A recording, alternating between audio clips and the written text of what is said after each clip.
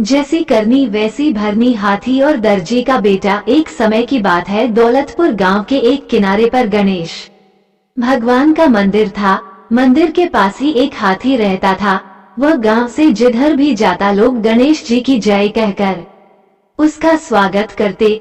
गांव के लोग उससे बहुत प्यार करते थे।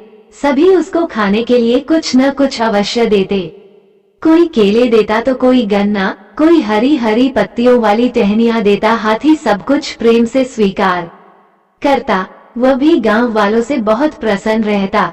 बच्चों का झुंड देखकर वह बैठ जाता और बच्चों को अपनी पीठ पर बैठाकर गांव में घुमा लाता था। हाथी रोज सुबह गांव के दूसरे किनारे पर बने तालाब पर नहाने के लिए जाता था। मंदिर से तालाब के रास्ते में एक दर्जी की दुकान थी। दर्जी और हाथी में बड़ा घनिष्ठ संबंध था।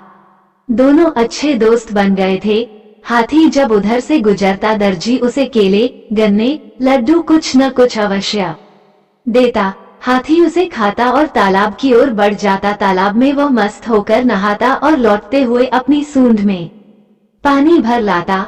दर्जी की दुकान के पास आकर वह अपनी सूंड का सारा पानी दुकान के बाहर छिड़क देता। इस तरह दुकान के सामने साफ सफाई दिखती। गांव के लोग हाथी और दर्जी की इस दोस्ती की तारीफ करते।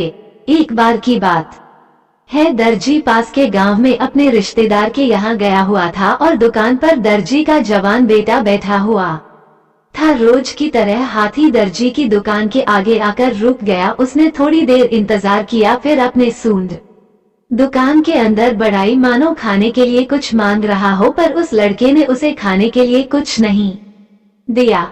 बदले में उसने हाथी के सूंड में सुई चुभो दी। हाथी दर्द से पीछे हट गया और चुपचाप तालाब की ओर चला गया। नहाने के बाद हाथी ने अपनी सूंड में गंदा पानी भर लिया। हाथी जब दर्जी के दुकान के पास आया तो खड़ा हो गया और दुकान की ओर सूंड करके उसने सारा गंदा पानी दुकान के अंदर उड़ेल दिया और वापस मंदिर की ओर चला गया। दर्जी के दुकान के सारे कपड़े गंदे पानी पड़ने से खराब हो गए। दूसरे दिन जब दर्जी दुकान पर आया तो दुकान की हालात देखकर हैरान रह गया। उसने अपने लड़के से पूछा तो उसने सारी बात बताई। दर्जी ने लड़के को बहुत डांट लगाई और बोला, जैसी करनी वैसी भरनी।